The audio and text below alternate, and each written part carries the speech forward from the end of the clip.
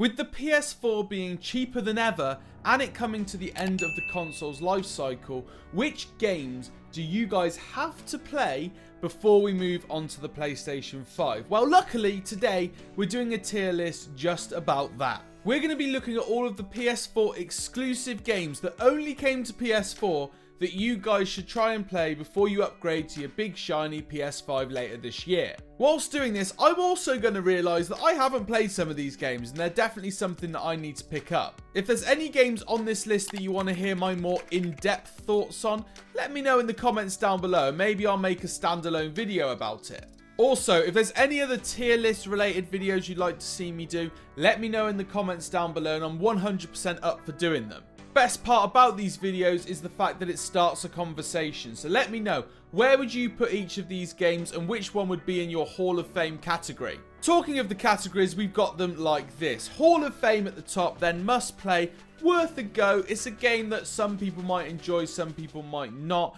Regretful purchase are games that we had a go at and realised they weren't worth the price tag and then shouldn't exist. I don't expect there to be any games in this category, but these are essentially the games that just shouldn't be there. So as I go through the list, I'm going to go through each of the games and talk about them, whether I've played them, my experience of them, and where I think they should rank on this tier list. If you go on to enjoy, please hit a like and subscribe. Just to give you guys context of when I record these videos, I'm currently on like 89 subscribers, so we're getting close to 100. Let's see if we can push up to it by the time this video comes out. Or by the time at the end of this video, because if you guys haven't hit the target yet, please do subscribe. So the first one is Bloodborne. Now personally, these sort of games aren't really my cup of tea. I'm a wuss of a gamer and I basically play games that are really easy. And Bloodborne is the opposite end of that scale. So for me, this is a game that some people might enjoy, some people might hate. However, I know there was a lot of people that said this was a good game, so it's kind of worth putting a lot of time in and trying to grind out your skills to make you good at a game like this. Bloodborne, I'm going to put in the worth a go category. It's essentially a game that some people will love, some people will hate. Personally, if I played it, I think I would probably enjoy it for the most part, but I would definitely stop before the end. I don't think it's a game that I'd see all the way through, and I'd probably play it thanks to someone kind of testing me and telling me to play it and say that it's a must-play game. I'd play it and then probably be like, yeah, it was good, but it's just not my cup of tea. Next up, Days Gone, a game that I have played and a game that I purchased on day one. Days Gone was initially a really cool experience, but then became quite repetitive and somewhat dry storyline-wise. I think I got to about 15 hours into the game. I was probably really close to the end of it, but I just started to get a little bit bored. I'd basically unlocked the whole map. There wasn't much else to do on it. And I was just starting to get to the point where I was like, I don't know, I don't care for these characters enough to finish this story. I didn't care if someone died. I didn't care if my main character survived the whole apocalypse. I wasn't bothered. Didn't care about the love interest that was in it. It was just a game that I bought, played, and then stopped. Solely because it just didn't quite itch that little thing that I needed to keep me intact with the game. So I'm going to put it in regretful purchase, because for £60, that's quite a lot of money to spend on a game that I then ended up putting down pretty much halfway through it. Now I've got my cursor on an image here. It's called Respect. I'm going to have to research this. It's a musical game called DG Max Respect. And you know what? I know nothing about it, so I'm just going to leave it down there. It's not particularly going to be one that I can give a good insight on, so let's not try and butcher it. But Matt, you've already butchered one of the games on this. Shut up. Driveclub is next, and Driveclub's a game that did well to begin with, but people fell out of love with. I only played a very small amount of Driveclub. It wasn't necessarily something that I was overly involved in. I was more likely going to try Gran Turismo than Driveclub. And Driveclub had a really good idea base, but then I don't feel like it followed through. It wasn't supported that well after launch, and resulting in the game not doing very well. So I'm going to say regretful purchase. I think a lot of people got invested in Driveclub and then were a little bit annoyed, especially I believe the servers now are down. Let me know in the comments if I'm wrong there, keep me truthful, but I'm pretty sure the Driveclub servers got closed. That is how much that game flopped in the end. Everybody's Golf. Admittedly, didn't play this iteration of it, but I do listen to the Kinda Funny podcast. So if you're Kinda Funny best friend, let me know in the comments down below. It'd be good to chat to you. Everybody's Golf was a big hit in that office, and I wish I had picked it up. It's not everyone's cup of tea. It's a game that is about golf, and it's cartoony, and it's quite easy compared to like Tiger Woods PGA Tour that I used to play back in the day. I was ranked #1 at one point on Tiger Woods on the PS3, I believe. I was a big deal. That's all I'm saying. But the Everybody's Golf is a bit different to that. It's very like arcadey in its gameplay style, but I think it's worth a go. You might enjoy it. I think personally it's a game that people might enjoy. I might enjoy it, and I probably should pick it up if it's going cheap. God of War. I'm sorry to say I still haven't played this game. God of War is a monster. It has completely taken a franchise, turned it around, and made it a completely different type of game from what I can tell. And without even playing it, I know it should go in the Hall of Fame category. It is going to be an experience I'm going to love. I just haven't gotten around to it. I've bought it. If you guys have seen the podcast, you'll know that I managed to get it on a great deal over the festive period. I have purchased God of War. I'm just yet to put the disc in the disc drive and actually play the game. I will. One day, I will play God of War, and I'm sure I'll love it. And 100% due to every single like critic that I trust, Greg Miller, all of the guys at Kinda Funny, some of the IGN guys, a lot of people that I follow on Twitter that are gamers. There's a lot of people that I trust their opinion of. All of them say you should play God of War. For me, it's in the Hall of Fame. They won extortionate amount of awards for it. It was Game of the Year. I think that highly of it, and I haven't even played the game. Hall of Fame 100%. Gravity Rush 2. Now, I played Gravity Rush 1 on the PS Vita of all consoles, rest in peace, and it was a good game, but I don't think Gravity Rush 2 was needed. Like, I played the entirety of Gravity Rush. It was alright. It was pretty average, and honestly, I don't think Gravity Rush 2 was needed. It didn't leave me wanting more from that game. I didn't think the story was particularly strong. I'm talking on Vita here. The controls were a little bit like clunky. It wasn't necessarily the best game in the world. So I'm going to say Gravity Rush 2 shouldn't have existed. I don't think that money was needed to be pumped in to make a sequel to that game. But I might be wrong. Let me know. If you played Gravity Rush 2 and it was particularly good on the PS4, let me know. I will 100% hold my hands up. Gran Turismo Sport. Gran Turismo, every time there's a new PlayStation console out, they bring out a game that I'm like, I'm going to enjoy this, I'm going to love this. And then it comes out, I'm like, oh, for God's sake, it's not quite what I wanted. And that was Gran Turismo Sport. I also know a friend who loves Gran Turismo.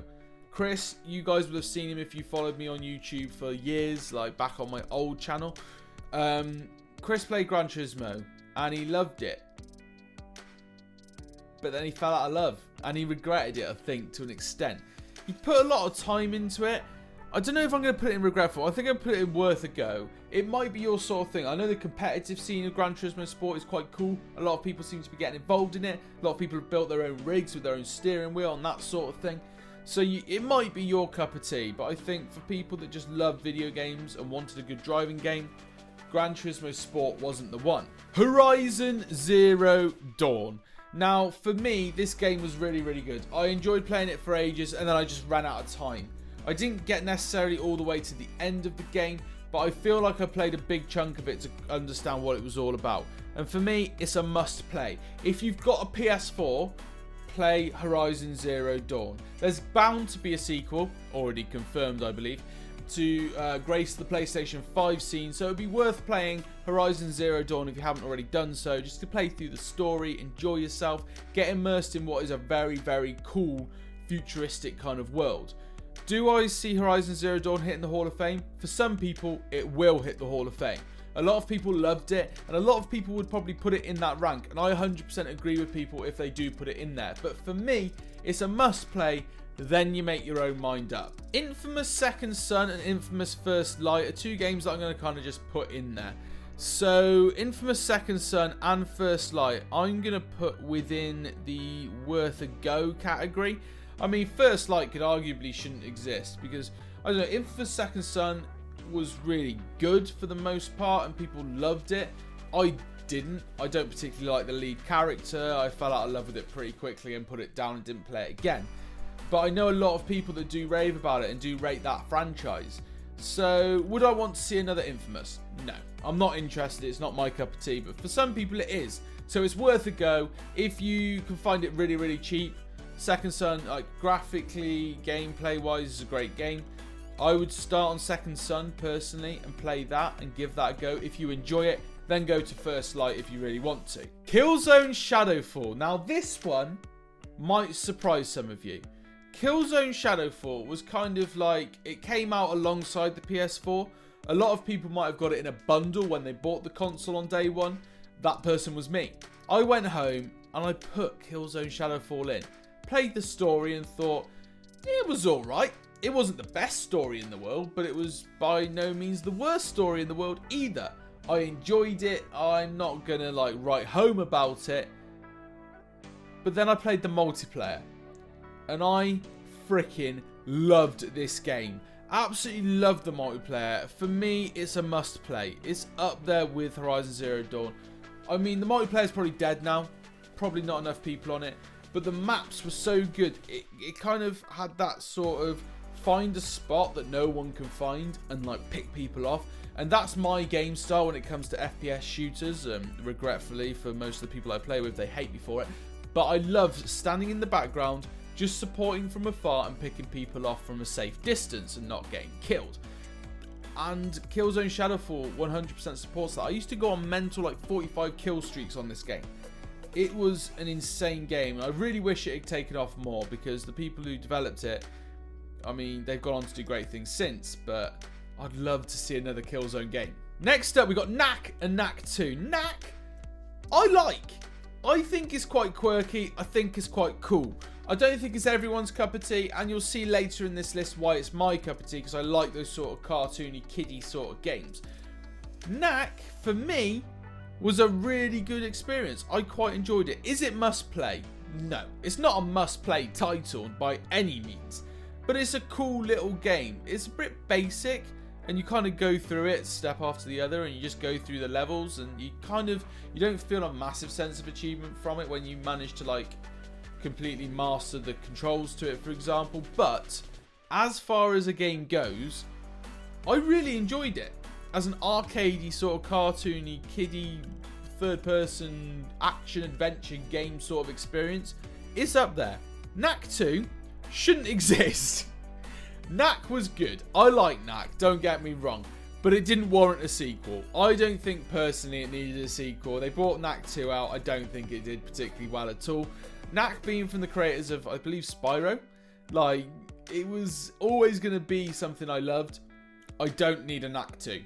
I never needed a Knack 2, so that 100% shouldn't have existed. But if you like Spyro the Dragon and a game that I'm about to mention in Ratchet and Clank, then Knack is 100% something you should give a go. Persona 5. Now, this goes out to like the RPG sort of fans. I'm an RPG fan. I like playing stuff like Final Fantasy, but Persona 5 is a game that I just never picked up, and I don't know much about it. However, the Kind of Funny guys love it. Greg Miller raves about it all the time, although he's never going to finish it, I don't think. It's a game that is up there and it's very, very decent. And it's worth a go. I'm going to put it in worth a go. I'm not going to talk much more about it. It's about, I believe you're in a high school and lots of weird stuff and persona-y sort of stuff are going on.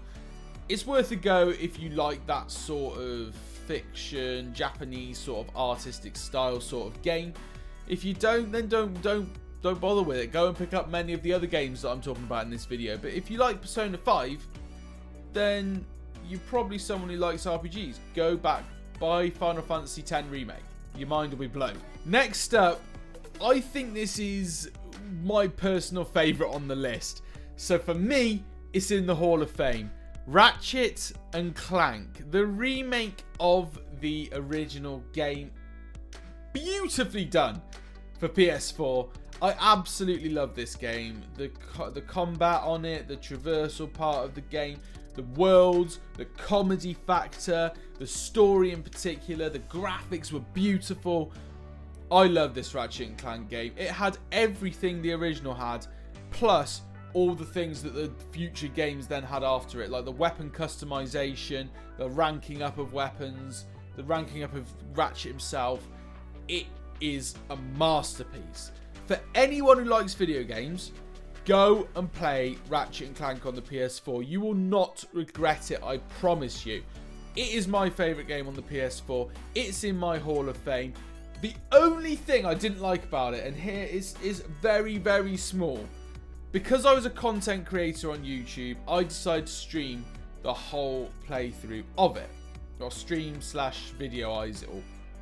And the one thing I didn't like is they used, in the cutscenes, they used like clips from the film, which got my channel copyright striked several times.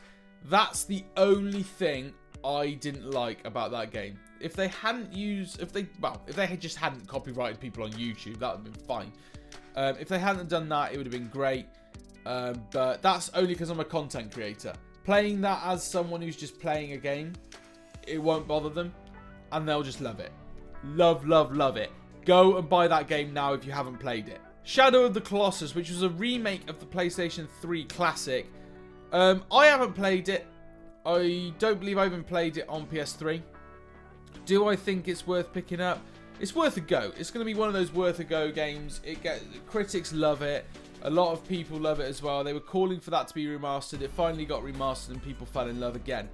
I'm not going to say much more on it because I have no knowledge of playing the game, but it's maybe one that I need to pick up before the PS5 comes out. Spiderman, Spiderman.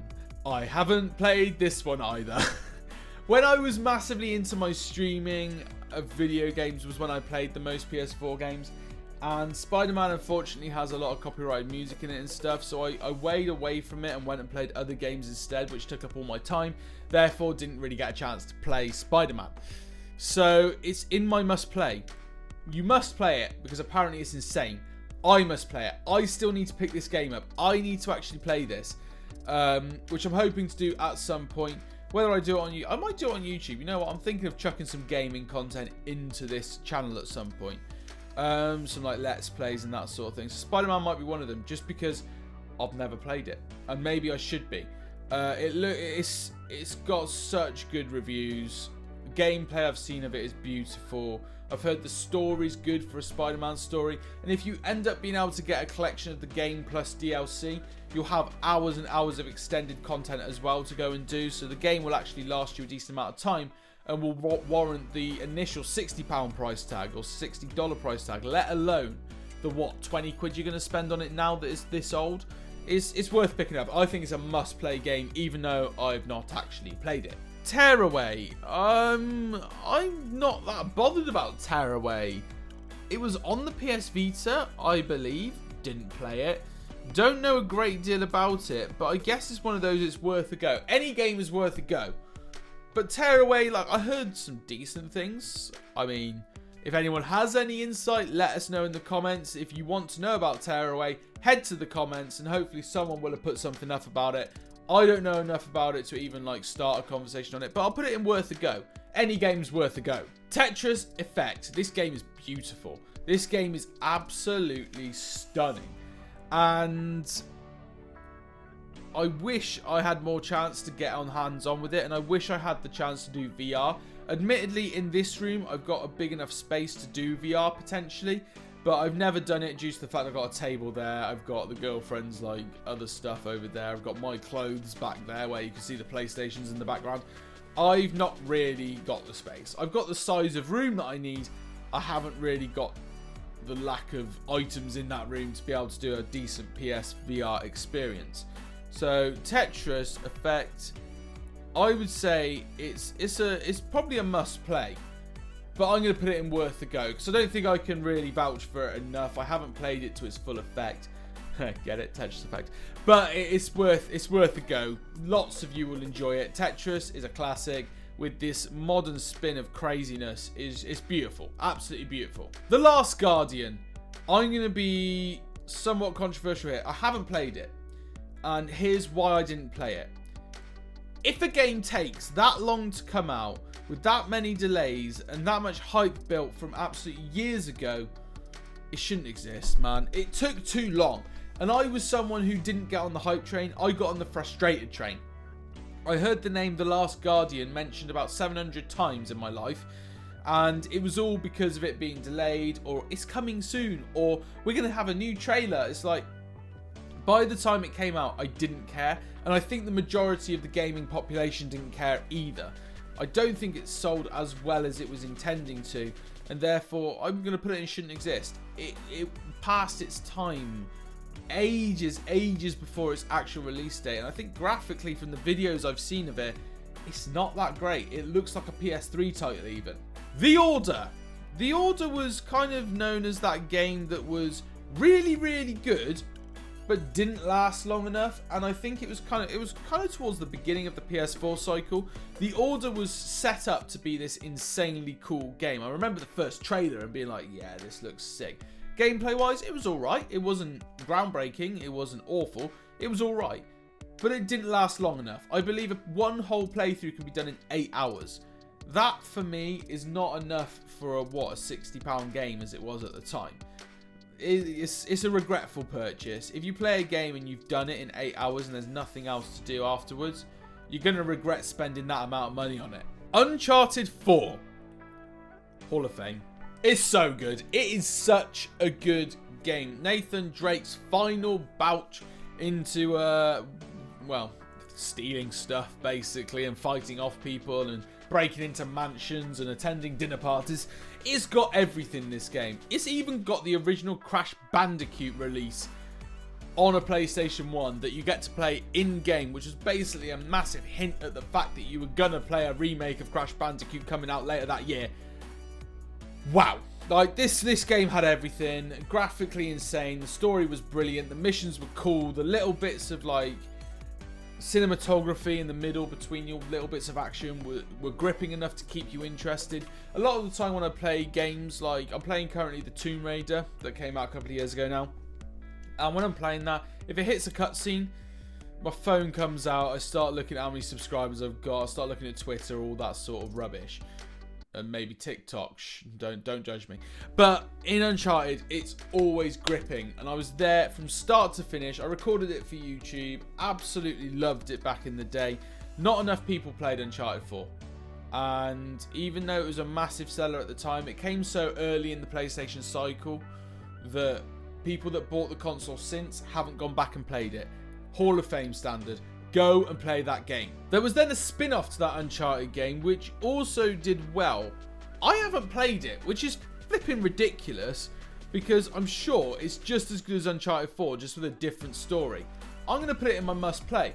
I need to go and play that game, because if it's anything like Uncharted 4, I'm going to lower it from start to finish. I've just had a go at people for buying a PS4 later on in the cycle and not going back and playing Uncharted 4. I've then not played the spin-off to Uncharted 4, so I need to go and play that game. It's on my list now, definitely. Wipeout, a game that is spaceships racing. I played this very briefly. It's alright. I guess people that have the nostalgia of playing it back in the day, I didn't play it on PS1 or PS2 whenever it came out. So I don't essentially have that nostalgia feeler for it. It's worth a go. I think that it's one of those that personally I was like meh, played it for a bit and put it down and didn't play it again, but I didn't pay that much for it, so I'm not too bothered about playing it for a short amount of time. If you're someone who paid a lot for it, then you might regret that purchase if you didn't enjoy it. But there's some people that is their racing game from their childhood. Go ahead, race your spaceships, you'll absolutely love it. And the final game on this list, I've left as the final game on this list for a reason. Because I love this game. It's a small game in relation to like the likes of God of War.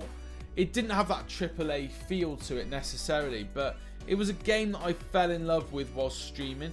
And then it's a game that I replayed like 5 or 6 times now to try and get different story endings. Until Dawn is the only horror game I've ever enjoyed. It's not an action-packed game. It's a game where you sit down and you make decisions. You follow the story all the way through the game, making decisions about what happens to the characters in front of you. And that alone is such a good concept. Tales of the Borderlands and, you know, Walking Dead and all that jazz. Telltale Games did that brilliantly back in the day. But this took it to another level, and it's a game that I absolutely adored. And even talking about it now makes me want to go back and play it. The characters range from people that I freaking hated to the point that I made decisions in-game trying to kill them, to people that I loved. That when I made that mistake and made the wrong decision and they died, I was gutted. To the point that I was more than happy to go and play the game again to see if I could keep that character alive. There's other characters that, there's mental health issues talked about in the game. There's all sorts of friendship dynamics that people have to get around. It's a must-play game. And as I say that, I'm putting it in must-play. I absolutely loved Until Dawn. And if you haven't played it and you don't like horror games, give it a go anyway. It's one of those that I don't like horror games. I hate them. I hate horror films. I think they're rubbish. I don't resonate with me at all. But Until Dawn has got the story depth and the replayability that made it something that stood out to me amongst everything else. It's a must-play game. You won't regret it. So there we have it. Half an hour after I started this filming, I've finally finished my tier list of the PS4 exclusive titles. Now, I believe this only goes up to like June 2019, so if there's any that I've missed out, I apologise. Death Stranding, did it come out on Xbox? Hold on. So yeah, at the moment, Death Stranding is a PS4 exclusive. I would probably put it in worth a go. I've not played it. From what I've seen, people like it, people love it. But there's one game that isn't actually on this list, which I wish I knew how to use this website more so that I could add it, and that is Resogun. Resogun, I don't believe, was on any other consoles or PC.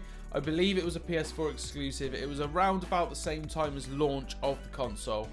Resogun was madness. Arcade fun to the max, and I'd probably put it in must play.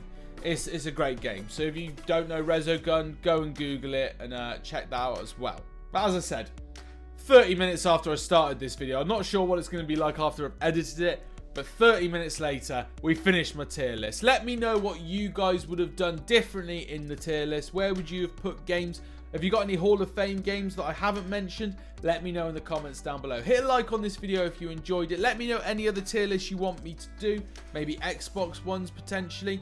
Subscribe to this channel if you're new, and I'll see you in the next one.